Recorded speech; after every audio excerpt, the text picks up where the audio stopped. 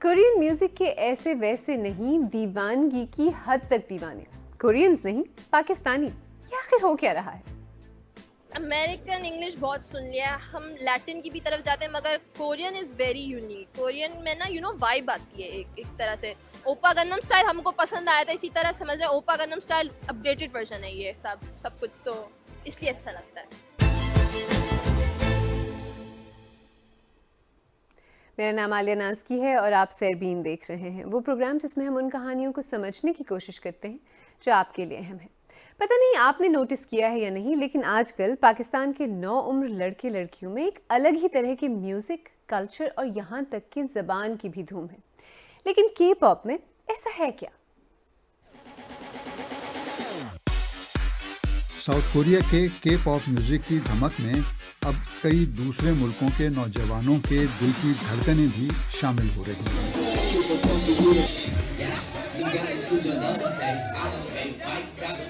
इस म्यूजिक के मद्दा पाकिस्तान में भी हैं और बास पाकिस्तानी नौजवान खुद को मौसीकी की इस सिन्फ के करीब पाते हैं।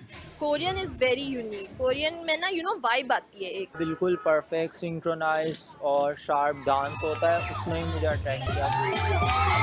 उनका कहना है कि म्यूजिक का ये जॉनरे उनके जज्बात और एहसासात की सही तर्जुमानी करता है। दुनिया भर की तरह पाकिस्तान में भी इसके मद्दाहों की तादाद यानी आर्मी ऑफ फैंस में इजाफा हो रहा है। जिस तरह ये पाकिस्तान में स्प्रेड हो रहा है बीटीएस और के पॉप, मैं बहुत खुश हूँ इस चीज़ पे।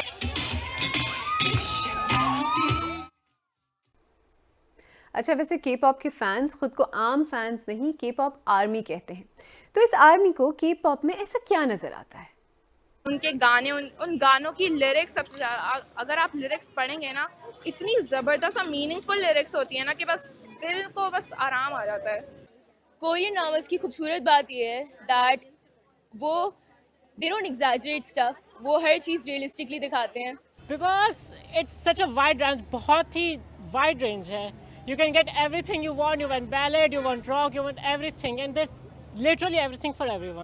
पाकिस्तानी ना हमेशा कोई ऐसी स्टोरी होती है ना दुख भरी के, उसमें कोई मर रहा है, उसमें कोई छोड़ के चला गया, किसी को कुछ हो गया, किसी को कुछ हो गया। कोरियन ड्रामास में ये नहीं होता। कोरियन ड्रामास में या तो हाई स्कूल स्टोरीज होंगी या फिर कोई भी स्टोरी ऐसी होगी जिसमें दुख नहीं होगा। दुख होगा तो मतलब का होगा, ऐसा नहीं कि हर ड्रामे में एक ही स्टोरी उन्होंने डाल दी है। क्या आप भी के पॉप फैन हैं? क्यों हैं? हमें कमेंट सेक्शन में बताएं, और अगर आपको हमारा प्रोग्राम पसंद आ रहा है तो हमारे यूट्यूब चैनल को सब्सक्राइब करें और जो बेल आइकॉन है उस पर ज़रूर क्लिक करें। अच्छा, कुछ फैंस तो ये तक कहते हैं कि के पॉप ने उनकी ज़िंदगी बचाई। ये सिर्फ कैची म्यूज़िक नहीं है, प्यारी म्यूज़िक वीडियोस नहीं है, एक पूरा कॉन्सेप्ट है, फीलिंग्स हैं और वो इतनी अच्छी तरह एक्सप्रेस हो रही है। मैंने एक बीटीएस का मेंबर है, किम सोकचिन उसका नाम है, उसका गाना था एपिफैनी के नाम से, और वो पूरा गाना जो है वो सेल्फ लव के बारे में था। तो उसने मुझे इतना ज़्यादा इंस्पायर किया कि उस दिन के बाद मैंने कभी भी सुसाइडल थॉट्स के बारे में नहीं सोचा।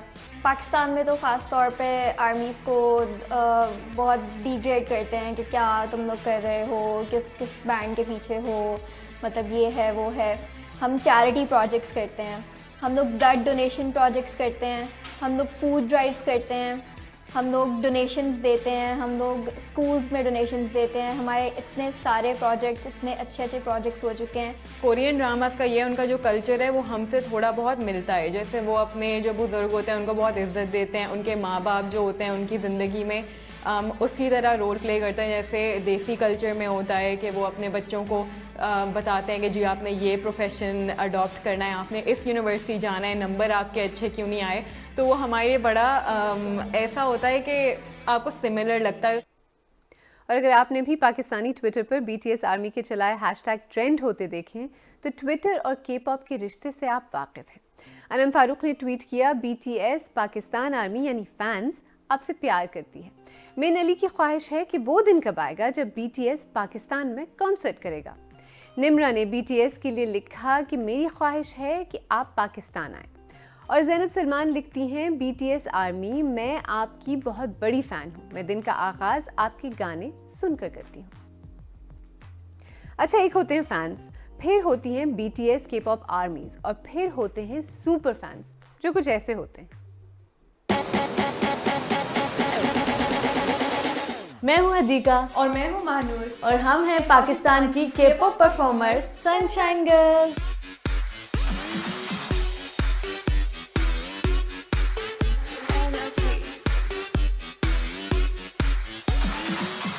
फैशन में हम उनको फुल कॉपी करते हैं। उनके हेयर कलर्स को देख के हमने हेयर डाई किए थे और उनके क्लॉथिंग आउटफिट जो है वो हम पूरा कॉपी करते हैं। उनके शूज़, एवरीथिंग, सब कुछ।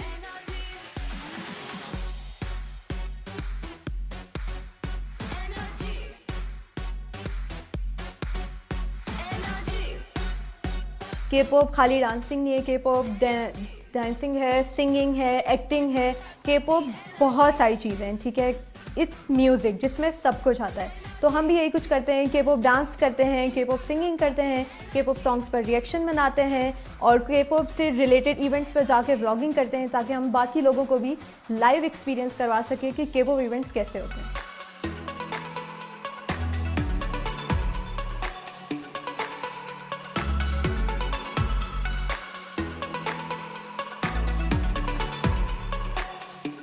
तो सबसे पहले जब हम K-pop फेस्टिवल 2017 जब हमने विन किया था, वहाँ जब गए थे तो हमें बिल्कुल इतना भरोसा नहीं था क्योंकि हमें ये ज़रूर था कि हमारे अलावा बहुत से परफॉर्मर्स आएंगे, क्या पता कोई हमसे ज़्यादा बेहतर हो। लेकिन हमने अपनी जान लगाई क्योंकि इंसान जो अपने दिल से और अपने जज्बे से काम करता है तो वो ज़रूर जीतता है।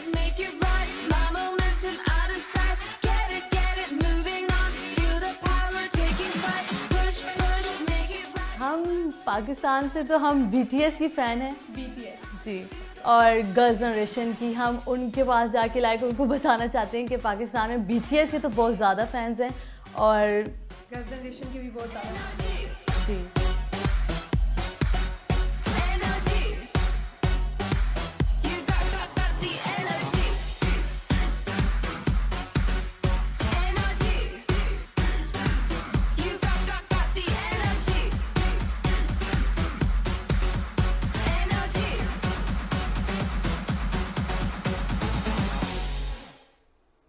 तो K-pop और ख़ास तौर पर BTS की इस लेवल की कामयाबी और पॉपुलैरिटी की वजह क्या है?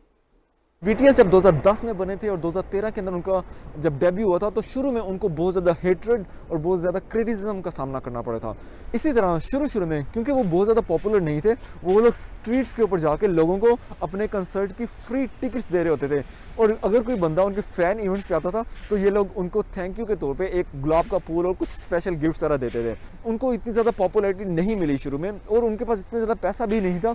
तो BTS जो है मेंबर्स हैं वो 2016 तक एक रूम और एक बाथरूम शेयर करते होते थे। नंबर 2, उनके लिरिक्स। तो गाइस ऑफ कोर्स मेरे लिए म्यूज़िक का कैची मेलोडी होना बहुत ज़्यादा इंपॉर्टेंट रखता है, लेकिन उसके अलावा उन लिरिक्स का क्या मैनी है, वो क्या मैसेज दे रहे हैं, वो भी बहुत ज़्यादा इंपॉर्टेंट है। नंबर 3, उनका love for their army and love for humanity. खैर, K-pop की आर्मी सिर्फ पाकिस्तान में ही नहीं दुनिया भर में फैली हुई है। कोरियन पॉप म्यूजिक और कल्चर में कुछ तो ऐसा है जो दुनिया भर के टीनेजर्स को अपील करता है। और अगर सोचा जाए तो शायद पाकिस्तान में इसकी एक वजह ये भी है कि इस एज ग्रुप के लिए अलग से कोई भी एक्साइटिंग मुनफरिद कंटेंट नहीं बन रहा है। जो बन रहा है, ड्रामे, फिल्में, पॉप सॉन्ग्स भी उससे वो रिलेट नहीं कर पाते और हमारी इस सिमटती हुई दुनिया में अब उनके ऑप्शंस लिमिटेड नहीं।